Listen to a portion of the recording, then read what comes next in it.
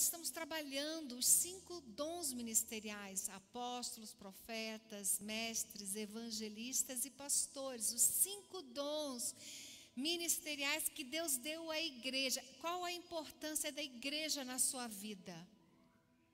Às vezes você não tem noção. Existem muitas pessoas que dizem assim: eu não preciso da igreja, eu não preciso da igreja, Deus está em todos os lugares, né? Existe esse discurso, esse argumento imaturo, porque a igreja é o lugar mais importante para você começar a sua semana, né? As portas do inferno não prevalecerão contra um desigrejado ou um igrejado. As portas do inferno não prevalecerão contra quem? Contra a igreja, né? Um cristão não é igreja sozinho. Não é cristão, um cristão na sua casa não é igreja, é um cristão. Um cristão reunido no mesmo lugar com outros cristãos, então sim, ali ele é a igreja, o corpo de Cristo. E a gente está estudando essa série de palavras justamente para você entender a importância de estar em submissão aos 5 dons ministeriais da igreja. E eu vou falar hoje sobre o conselho do evangelista. Qual o conselho de um evangelista? O conselho do pastor foi: não ande desgarrado. O conselho do profeta foi: ande na verdade. O conselho do mestre foi: seja humilde, aprenda a palavra de Deus. E o conselho do evangelista? O que esse ministério na igreja tem para te dizer? O que um evangelista tem para te dizer? Quero que você abra a Bíblia comigo em Atos, capítulo 8. A gente vai ver a história de um evangelista, tá? Um evangelista super mega blaster das galáxias, chamado Filipe. Aqui em Atos 8, né, a partir do versículo 26, nós temos a seguinte história verídica. Isso aqui não é uma parábola, aconteceu, né? Um anjo do Senhor falou a Filipe, dizendo: dispõe-te e vai para o lado sul, no caminho que desce de Jerusalém a Gaza. Este se acha deserto. Aí você se coloca no lugar do Filipe e fala: pô, estou aqui de boa em Jerusalém, aparece um anjo e fala: vai para um caminho deserto. Aí você fala: meu, o que eu vou fazer num caminho deserto?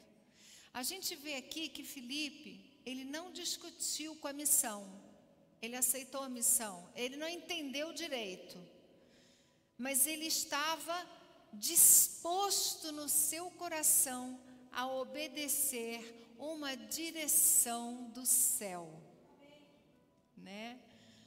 Você muitas vezes não entende uma direção que vem do céu para a sua vida, porque você não está conseguindo ver a conclusão daquele conselho.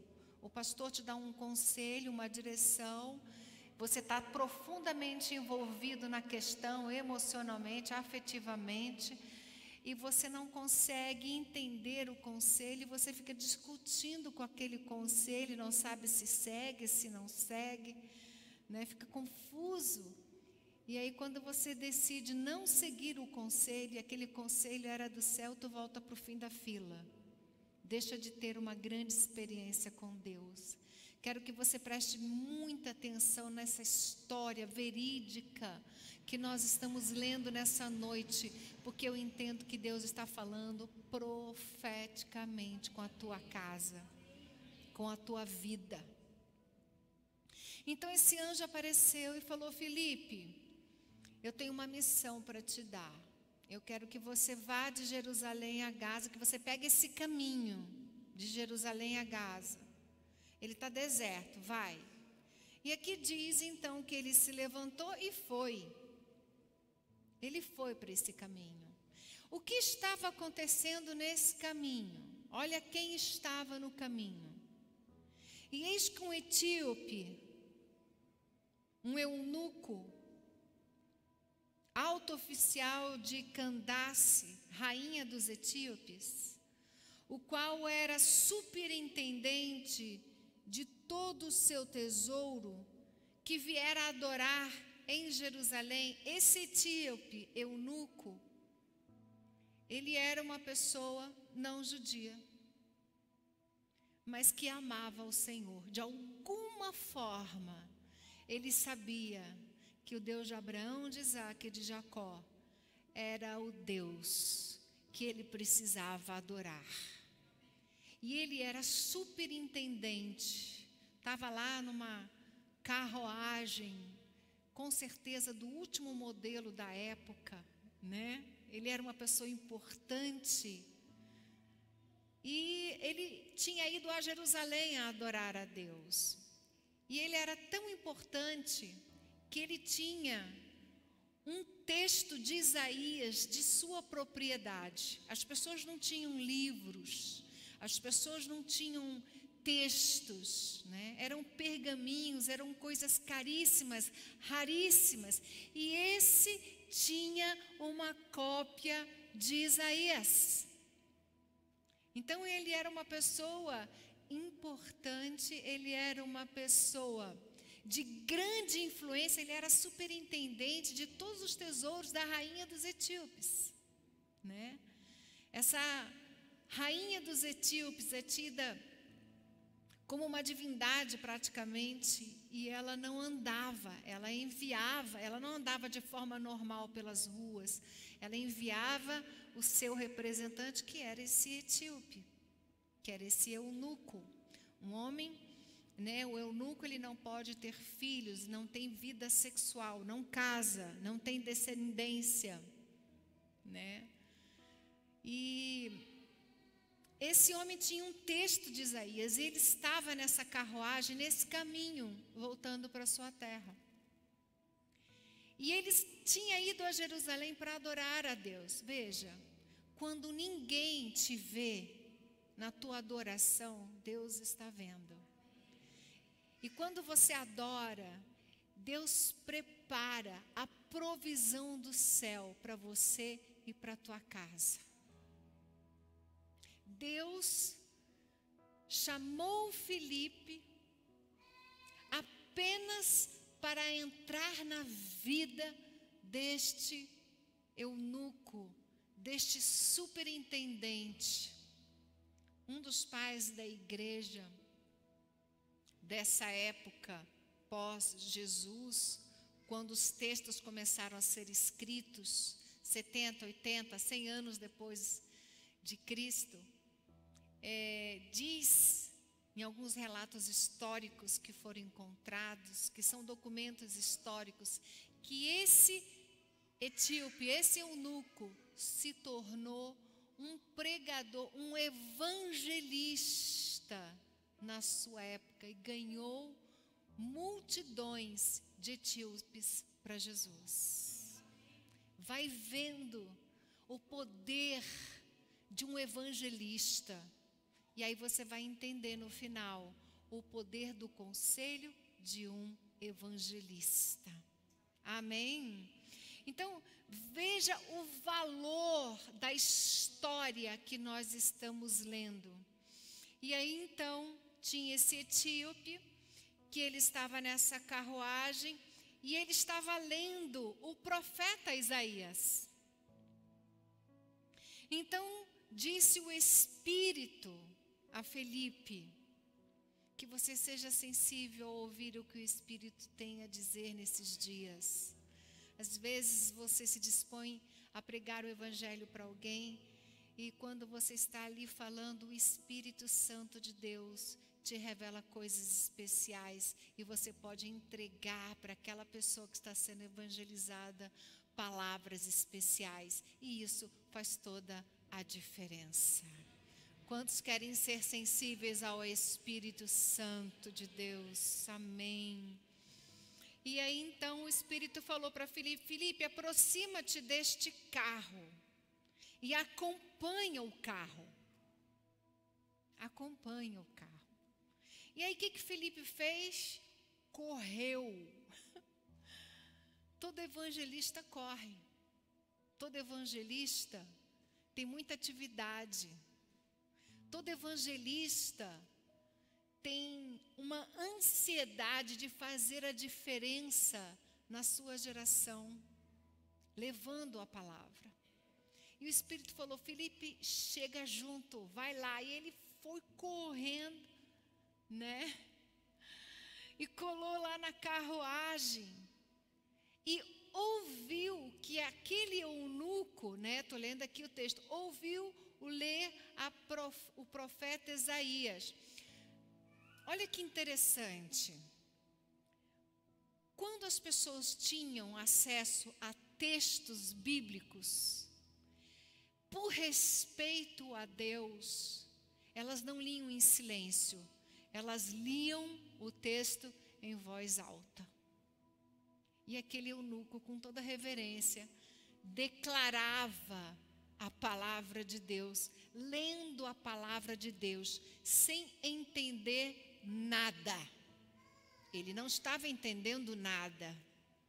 Muitas vezes você não está entendendo nada, né? Você não está entendendo nada. Você foi na igreja, adorou, ele foi em Jerusalém, adorou, estava voltando para casa, tinha o privilégio de ter o texto de Isaías, estava lá sendo tocado por uma palavra, mas não estava entendendo nada. Ele precisava de revelação, ele precisava do irmão. Você precisa do seu líder, você precisa do seu pastor, você precisa de que alguém mentorie você. E não pode ser qualquer um, vamos concordar, amém? Tem que ser alguém com uma capacidade do céu para te explicar aquilo que você não está entendendo na palavra de Deus. Exatamente o que eu estou fazendo aqui nessa noite é o que Felipe fez com esse eunuco. Você vem na igreja, não entende nada, muitas vezes, do que está sendo adorado. Aí você não consegue entrar em adoração porque você não entende. Por isso que a igreja, ela é importante na tua vida, ela abre os teus olhos. E aí então, ele ouviu e falou assim, olha a sensibilidade para evangelizar, né? Aí ele chegou e falou assim, você consegue compreender o que você está lendo? Essa foi a pergunta que Felipe fez. Aí ele respondeu, como poderei entender se alguém não me explicar? Você precisa que alguém explique para você a vida com Deus. Por isso a igreja é importante, a célula é importante, o pastor é importante, estar junto é importante. Amém? Quantos estão entendendo a importância? Como que eu vou entender? Aí Felipe respondeu, ele respondeu, como poderei entender se alguém não me explicar? A atitude do eunuco foi convidar Felipe a subir e a sentar-se junto a ele. O que esse eunuco fez? Recebeu o evangelista na sua carroça, né? Receba na tua casa uma célula, amém? Receba pessoas na sua célula, receba o teu líder na tua célula. E aí então, convidou Felipe a subir, a sentar-se junto com ele. Ora, a passagem da escritura que ele estava lendo era esta, olha qual era o texto. Foi levado como ovelha ao matadouro. De quem ele estava falando? Isaías? De Jesus. Jesus é comparado como ovelha que foi levada ao matadouro. Foi levado como ovelha ao matadouro e como um cordeiro mudo perante o seu tosqueador. Assim ele não abriu a sua boca. Na sua humilhação lhe negaram justiça. Quem lhe poderá descrever a geração? Isso é um texto de Isaías, né? E ele estava lendo esse texto e ele não estava entendendo, porque ele não sabia de Jesus. Porque da terra a sua vida é tirada. Então o eunuco disse a Filipe: peço-te que me expliques a quem se refere o profeta. Fala de si mesmo ou de algum outro? O profeta falava de Jesus. Deus falou para Filipe, o anjo: Filipe, você hoje vai ganhar uma alma que é muito importante para mim. Eu vou usar a tua vida. E ele se dispôs e foi. Quem quer se dispor? E aí então Filipe explicou. E começando por esse texto que falava de Jesus como o Cordeiro de Deus, por essa passagem da Escritura, o que Filipe fez? Anunciou-lhe a Jesus. O que é o trabalho de um evangelista? Anunciar a Jesus. Anunciar a salvação em Jesus. Esse é o trabalho de um evangelista. E seguindo eles caminho afora, né? Chegaram a certo lugar onde havia água. E aí o eunuco disse: eis aqui a água. Que impede que seja eu batizado? Aí Filipe respondeu, porque o eunuco quebrava todos os padrões que ele já havia visto anteriormente na sua vida. E aí Filipe, como não era legalista, não era religioso de carteirinha, falou: olha, é lícito se creres de todo o coração. E respondendo ele disse: eu creio que Jesus é o Cristo, o Filho de Deus. O eunuco se converte. Não existe maior alegria do que você levar a salvação para alguém, né? Ser usado por Deus. Ser usado por Deus. Eu vou contar uma história, deixa eu ver que horas são. Nossa, 8h05. Dá tempo de ouvir uma história curta, resumida? Eu me converti com 18. Aos 20 casei. E fui morar em Porto Murtinho. Falando em Porto Murtinho, quero mandar um beijo aqui para minha amiga Raquel, lá em Nova Alvorada, que é membro dessa igreja online. Tá? Falei que ia mandar um beijo para ela, mandei. E aí então, eu fui morar em Porto Murtinho, fronteira com o Paraguai. E fiquei doente, muito doente. E a cidade desse tamanho não tinha nada, né? E eu precisava ir para a capital, mas eu não podia pegar nem ônibus nem carro. Eu estava tão mal, que só avião poderia me levar lá. Só que não tem avião para Porto Murtinho. O que tem são esses aviões que pulverizam fazenda. Mas naquele dia, pousou um avião com um político que já havia sido governador de Porto Murtinho. E foram falar com ele se ele aceitava levar no avião dele um casal que precisava muito de ser atendido num hospital. Esse casal, o Gueu. E esse político que foi governador do Mato Grosso do Sul falou: não, podem entrar aqui. Eu entrei no avião desse homem e fui para Campo Grande. Olha, você vê como é que Deus é bom e a sua misericórdia dura para sempre. E ele deixou a gente. E nós pegamos um táxi até o centro da cidade. E eu estava tão mal, tão doente, que eu não conseguia ficar em pé. E eu sentei dentro de uma farmácia, porque a gente não conhecia Campo Grande, né? Que a gente passou a vida inteira no Rio. Ele só conhecia Porto Murtinho, então Campo Grande não conhecia. Então, a gente sentou ali numa farmácia, eu sentei numa farmácia, e ele foi buscar informação onde havia um hospital, para que ele pudesse me levar para o hospital. Porque a gente estava sem nada, 20 anos e ele 25, né?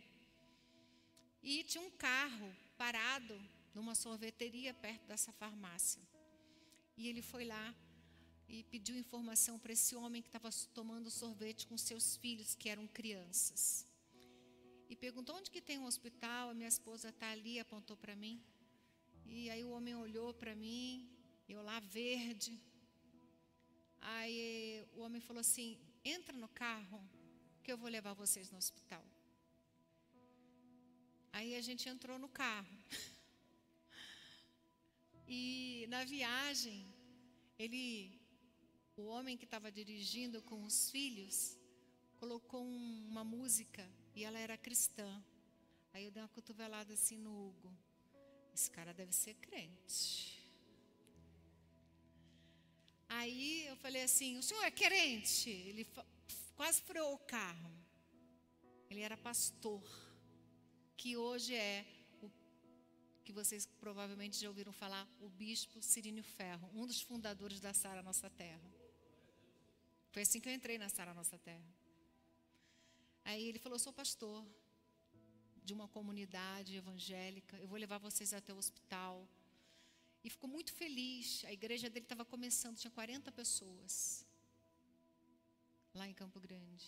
Ele me levou lá no hospital e ele falou assim: quando terminar a cirurgia que ela precisa fazer, me liga que eu vou enviar um casal para buscar vocês, que são discípulos meus, para te levarem na igreja. Aí eu fiquei super feliz, né? Fui para o hospital, fiquei internada, fiz a cirurgia. E aí a gente ligou para o Cirino. Eu falei: Hugo, liga para esse homem, liga para esse pastor. O Hugo estava constrangido. Sabe como é que é, né? Tem mulher que é mais esperta, mais rápida. E eu estava esperta e rápida. Aí eu falei: liga para esse homem, liga para esse homem. Ele criou coragem e ligou. E aí um casal foi buscar a gente. A Raquel, beijo Raquel, para você. E o marido dela, que era médico na época. E foi assim que eu vim parar na igreja Sara Nossa Terra. Porque o Cirino é um evangelista. Deus colocou ele ali. Tanta sorveteria, mas naquele lugar Deus colocou o bispo Cirino, que nos atendeu, que nos colocou no carro dele. É muito importante você entender que você pode mudar o futuro de toda uma geração. Se nós não tivéssemos encontrado com o bispo Cirino, eu não estaria aqui hoje. Vocês entendem? Meus filhos não estariam aqui. Eu não sei o que teria acontecido. Porque por causa disso a gente foi morar em Campo Grande, Mato Grosso do Sul, e por causa disso nós desenvolvemos um ministério. Eu quero que você veja que Deus coloca pessoas na sua vida que são como anjos, que mudam a tua história e o teu destino. Quando você recebe o convite para ir numa célula, quando você abre uma célula na sua casa, você está mudando destinos, você está mudando vidas, você está fazendo a diferença. E aí Filipe, então, voltando para o texto, batizou o eunuco. Quando saíram da água, olha o que aconteceu. O Espírito do Senhor arrebatou a Filipe. A viagem de transladação de Filipe foi de 60 quilômetros aproximadamente. Foi a primeira transladação, teletransporte na humanidade. Ele estava batizou e o Espírito Santo de Deus o fez atravessar a distância de 60 a 100 quilômetros de um lugar para o outro.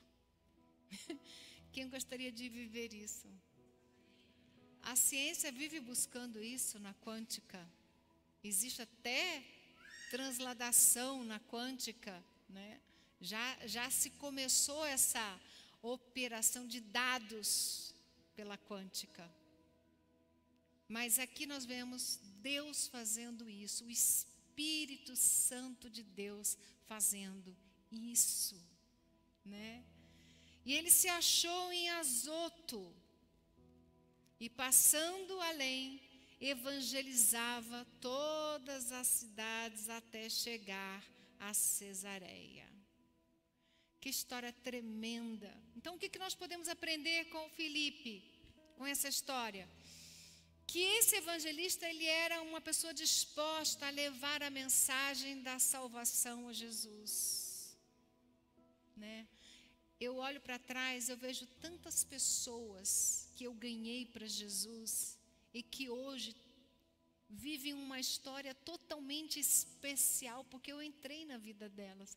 Quando você entra na vida de alguém com a pregação do Evangelho, você se torna inesquecível na eternidade. Amém? Ele se importava com as pessoas. O que o evangelista faz? Ele é sensível ao sofrimento humano. Não se conforma. Ele pregou em todas as cidades. Aquele eunuco pregou em toda a região lá, que ele era superintendente.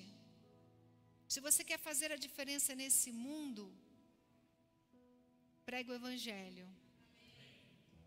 Ele teve essa experiência sobrenatural de ser transladado, porque ele se dispôs a fazer a vontade de Deus. Quem se dispõe a fazer a vontade de Deus vive situações na vida que são sobrenaturais. O sobrenatural vai acontecer para você. Amém? E aí eu termino a palavra com o 2 Timóteo, capítulo 4, que diz assim: conjuro-te perante Deus e Cristo Jesus, que há de julgar os vivos e mortos, pela sua manifestação. Sumiu aqui, peraí. Conjuro-te, né? Só um minutinho. Conjuro-te perante Deus, vivos e mortos, pela sua manifestação e pelo seu reino. Aí diz assim: prega a palavra. Esse era o conselho que Timóteo estava recebendo, estava dando. Prega a palavra, insta, quer seja oportuno, quer não.